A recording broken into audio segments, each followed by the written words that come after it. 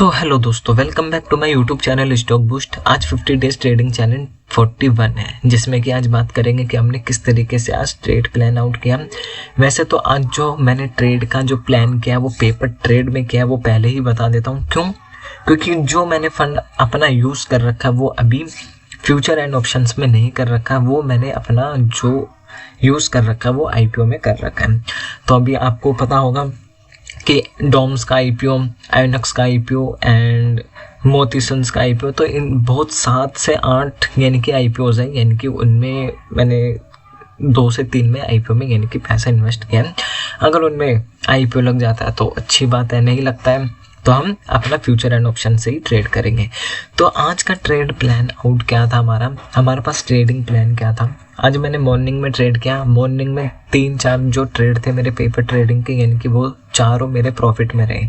वो आपके साथ शेयर करता हूँ। और आपको मैंने स्ट्रैटेजी बताई थी 9 वीक स्ट्रैटेजी, जिसमें आप सभी ने इतना प्यार दिया। उस स्ट्रैटेजी से, वो स्ट्रैटेजी एक ऐसी स्ट्रैटेजी है जो आपको कोर्सेज में नहीं मिलेगी, बिकॉज क्योंकि जो वो मैंने स्ट्रैटेजी सीखी है वो कहीं से मैंने सीखी तो है, बट जहाँ पर ये चीज़ सिखाई गई है वहाँ पर यानी कि अलग वे से बताया गया, उसमें पूरा कंसेप्ट नहीं बता रखा।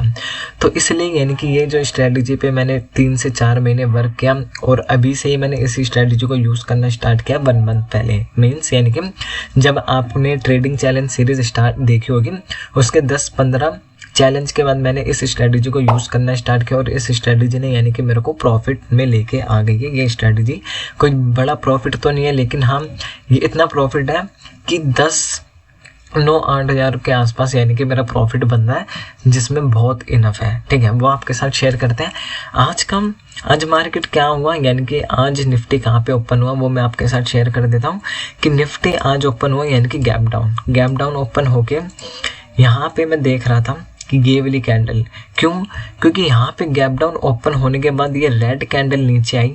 यहाँ पे पिछले दिन का एक रेजिस्टेंस लेवल था, उसको सपोर्ट करके यहाँ से ऊपर गया। मतलब यहाँ पे क्या हुआ, यानी कि प्रॉफिट बुकिंग हुई, जिससे क्या हुआ, थोड़ा ऊपर लेकर गए बायर्स। सेलर्स नीचे लाने की कोशिश करी, लेकिन प्रॉफिट बुकिंग हुई, ऊपर लेके चले गए। ऊपर ले आने के बाद यानी कि छोटा सा गैप रह रहा था, यानी कि इस गैप को जरूर फिल करता मेरे को लग रहा था, और इसने इसी गैप को फिल करके यहीं से रिवर्स किया और यहाँ से जो मार्केट है यानी कि वो एक चैनल में चला गया। मीन्स यानी कि एक चैनल है, इस चैनल में चला गया। अब ये चैनल मेरे को कैसे आइडेंटिफाई हुआ वो मैं आपको बताता हूँ। सबसे पहले मैंने यहाँ पे एक 0.5 का लेवल यानी कि यहाँ पे क्या लगा रखा था, फिबोनाची लगा रखा था। यहाँ पे जैसे ऊपर की तरफ ब्रेकआउट आया, मैंने एक ट्रेड ऊपर की साइड प्लान आउट किया और फिर यहाँ पे कहीं पे मैंने पी साइड पे एक ट्रेड प्लान किया था, जहाँ पे हमें ये कैप्चर होने को मिला। लेकिन आज क्या था, मार्केट थोड़ा साइडवेज लगा, क्योंकि मार्केट में यानी कि ज़्यादा क्या थी, वॉलीटिलिटी थी, और दूसरा यानी कि प्रीमियम डे के आज बहुत ज़्यादा हो रहा था। अगर सी साइड में ट्रेड लिया, अगर वो पी साइड पे जा रहा था तो आपका जरूर यानी कि SL हिट हुआ होगा। प्रीमियम बहुत जल्दी डे के हो रहा था। वो ऐसा क्यों? क्योंकि वॉलीटिलिटी बढ़ चुकी थी।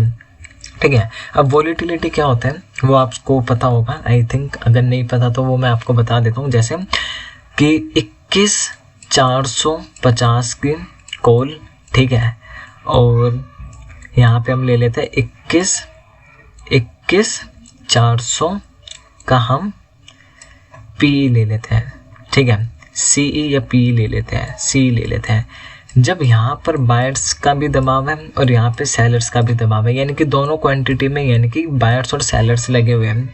अगर 450 के ऊपर निकलेगा तब हमें एक मोमेंटम देखने को मिलेगा, अगर 400 के नीचे जाएगा तब हमें एक मोमेंटम देखने को मिलेगा। अदरवाइज अगर इन दोनों के बीच में रहेगा तो हमें वॉलीटिलिटी देखने को मिलेगी। इसे हम वॉलीटिलिटी कहते हैं, एक एग्जाम्पल के थ्रू आपको बताया। ठीक है, अब हम चलते हैं कहाँ पर, जो मैंने आपके साथ शेयर की थी 9 वीक स्ट्रैटेजी, वो वीक स्ट्रैटेजी मैं आपके साथ बता देता हूँ कि किस तरीके से यूज़ होती है।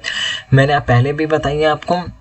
अगर आपको इसके ऊपर फुल वीडियो चाहिए तो प्लीज़ कमेंट में बताना, और उसके लिए यानी कि मैं जल्दी आपके लिए न्यू ईयर सरप्राइज ला सकता हूँ, जिसमें आपके साथ न्यू वीक स्ट्रैटेजी प्लस में रिस्क मैनेजमेंट, मनी मैनेजमेंट के साथ यानी कि वो स्ट्रेटजी आपके साथ मैं शेयर करूँगा। जैसे मेरे 1 के अगर 1 तारीख से पहले कंप्लीट हो जाते तो वो आपके साथ मैं शेयर कर दूंगा, ठीक है। तो 1 मिनट के टाइम फ्रेम पे आना है। 1 मिनट के टाइम फ्रेम पे आने के बाद हमें क्या करना है, पहले मैं सी साइड का दिखाता हूँ, क्योंकि मॉर्निंग में मैंने सी साइड का एक ट्रेड प्लान आउट किया था जो 9 वीक स्ट्रेटजी है उसके बिहाफ पे। तो आप भी देखिए वो क्या स्ट्रेटजी थी। 1 मिनट ज़्यादा ही आगे पीछे 18 तारीख। अब यहाँ पे इस जगह पे मेरे को डब्लू पैटर्न मिला। एक कंसेप्ट मेरे माइंड में गया है। दूसरा क्या है कि यहाँ पे मेरे को एक 9 वीक स्ट्रेटजी मिल गई। जैसे ही मिली मैंने एंट्री बनाई, पेपर ट्रेड में बनाई है भाई। जैसे अगर आपको यकीन है तो मैं आपको डैशबोर्ड दिखा देता हूँ। ग्रो मेरा डैशबोर्ड है, ये मेरा डैशबोर्ड है। इसमें कुछ भी ट्रेड नहीं है क्योंकि मनी है ही नहीं इसमें। क्यों? क्योंकि मैंने जो पैसा लगा रखा वो कहाँ लगा रखा, आईपीओ में। तो आपने भी आईपीओ में पैसे लगाए होंगे, अगर लगाए तो अच्छी बात है। अगर डॉम्स और आइनॉक्स और मोती सन्स में अगर लगाए होंगे तो बहुत बढ़िया है, क्योंकि ये 3-4 जो आईपीओस है यानी कि इन्हीं में मेरे को स्ट्रेंथ नज़र आ रही है, ठीक है। अब बात कर लेते हैं, आज हमने कोई ट्रेड प्लान नहीं किया, पेपर ट्रेड किया। पेपर ट्रेड आपके साथ मैं शेयर कर रहा हूँ कि पेपर ट्रेड मैंने किस तरीके से किया, ठीक है। तो यहाँ पे हमें क्या देखने को मिला, एक स्ट्रैटेजी, मीन्स स्ट्रैटेजी कौन सी, 9 वीक स्ट्रैटेजी देखने को मिली। अब इस स्ट्रैटेजी के एक पॉजिटिव व्यू भी है और एक नेगेटिव व्यू भी है, ठीक है। मैं पॉजिटिव व्यू पहले आपको बता देता हूँ। पॉजिटिव व्यू क्या है, यानी कि यहाँ पे आपको एक ट्रेड देखने को मिला, ट्रेड में एंटर हुए, टारगेट मिला, एग्जिट। दूसरा, अगर आप पॉजिटिव नेगेटिव व्यू देखो तो इस कैंडल को देखो। अब आप बोलोगे कि इस कैंडल पे भी यानी कि एंट्री बनती है, इन कैंडल्स पे भी एंट्री बनती है, और कहाँ पे एंट्री बनती है, यहाँ पे भी बनती है, मान लेते हैं। बट यहाँ पे आपको एक चीज़ देखने वाली होगी कि अगर आप उसको जूम करोगे तो यहाँ पे हल्की सी विक है। तो हमारा प्लान क्या था कि हमें बिना विग वाली स्ट्रेटजी चाहिए, तो यहाँ पे विग है तो हम इसको इग्नोर करते हैं। हाँ, बट एक स्ट्रेटजी हमारी यहाँ पे बनी होगी, क्योंकि यहाँ पे विग नहीं, अगर आपने यहाँ पे भी एंट्री बनाई होगी 130 पे, तो 125 के आसपास आपका एसएल होगा 5 पॉइंट का, और 10 पॉइंट का अगर आप टारगेट रखते हो तो वो होगा, ठीक है। अब यहाँ पे भी नहीं बनाई हमने एंट्री, क्यों? क्योंकि ये मेरी फेवरेट कैंडल तो है, मेरी फेवरेट कैंडल तो है, बट यहाँ पे क्या है कि इसने हाई को ब्रेक नहीं किया। अगर ये हाई ब्रेक कर जाता तो मैं यही एंट्री बना लेता। तो ये कंसेप्ट समझ में आ गया कि हाँ भाई, इसका पॉजिटिव और नेगेटिव व्यू मैंने आपको बता दिया। पॉजिटिव व्यू क्या है कि जब इसका हाई ब्रेक करेगा हम तभी एंट्री बनाएंगे। अगर इसका हाई ब्रेक नहीं करता, अगर जल्दी एंट्री बना लेते हैं, जैसे इस वीक में हमने बनाई एंट्री और इसमें हमारा एसएल हिट होके फिर ऊपर गया, तो आपको ध्यान ये भी रखना है कि विग ना बंदी हो गई, ठीक है। अब यहाँ पे हमारी एक स्ट्रेटेजी बनी। दूसरा कहाँ पे बनी, दूसरा मैं आपको दिखा देता हूँ। जैसे एसएल भी हिट होता है, ऐसी बात नहीं है। देखो एसएल हिट हुआ, यहाँ पे नीचे से आया, यहाँ पे हमारा क्या हुआ, एसएल हिट हुआ पूरा का पूरा। अगर आपने यहाँ पे ट्रेड प्लान आउट किया है 136 पे और गया कितना 125, अगर 10 पॉइंट से ज़्यादा रखते हो तो एसएल हिट नहीं होता, बट एसएल तो एसएल होता है क्योंकि हम 5 पॉइंट का एसएल लेके चलते हैं। तो यहाँ पे हमारा क्या हुआ, एसएल हिट हो गया, ठीक है। फिर यहाँ पे एक और, जैसे ये रहा। अब यहाँ पे आपने एंट्री बनाई होगी 122 पे और गया कितना 127, तो यहाँ पे भी आपका एसएल हिट हुआ होगा। अब यहाँ पे एसएल हिट हुआ, अब इसकी एक टाइमिंग होता है, ठीक है। मैं एक टाइम के अकॉर्डिंग ट्रेड करता हूँ, जो ये मैं स्ट्रेटजी यूज़ करता हूँ एक टाइम के अकॉर्डिंग करता हूँ। मैं 3 ट्रेड करता हूँ और तीनों का टाइम जो मैंने अलग अलग रखा हुआ है वो आपके साथ यानी कि डिटेल वाली वीडियो के साथ मैं शेयर करूँगा। अब यहाँ पे हमें मेरी फेवरेट कैंडल मैंने आपको बताई है, यानी कि हैमर 9 वीक स्ट्रेटजी में मेरे को जैसे ही दिखी, नीचे से आया, यहाँ पे रिटेस्ट हुआ और यहाँ पे हमें एक ट्रेड देखने को मिला, ठीक है। ये हो गया हमारा सी साइड पे। पी साइड पे दिखा देता हूँ कि पी साइड में कहाँ पे हमें ट्रेड देखने को मिला।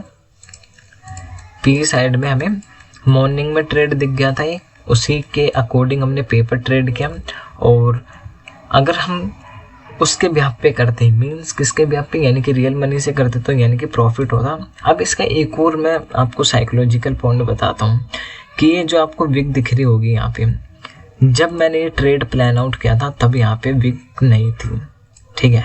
अगर आप दूसरे प्लेटफॉर्म पे देख रहे हो जैसे एंजल ब्रोकिंग वगैरह, यानी कि इन पे देख रहे हो फैट्स वगैरह, तो अलग अलग आपको शो होगा, इधर विग अलग दिखेगी, इधर विग दिखेगी, नहीं दिखेगी, इस तरीके से शो होगा। तो ये भी ध्यान में रखना कि हर अलग ब्रोकरेज में यानी कि अलग अलग चीज़ होती है। यहाँ पे मैंने ट्रेड क्यों प्लान किया था, यहाँ पे मेरी ये स्ट्रैटेजी नहीं थी, बट यहाँ पे मेरा ट्रेड लेने का प्लान इसलिए था क्योंकि इंडेक्स पे मेरे को यानी कि एन पैटर्न दिख रहा था, तो इसलिए मैंने यहाँ पे एंट्री का प्लान किया। और देखो यहाँ पे हमारे वीक वाली स्ट्रेटेजी नहीं है यहाँ पे, और यहाँ से सडनली एकदम से शार्प यानी कि मार्केट ने एसएल दे दिया। फिर यहाँ पे हमारा नो वीक स्ट्रेटेजी यहाँ पे दिखी, जिसमें एंट्री ली हमने 91 पे और एग्जिट हो गए हम 101 पे, यानी कि 10 पॉइंट का हमने रखा।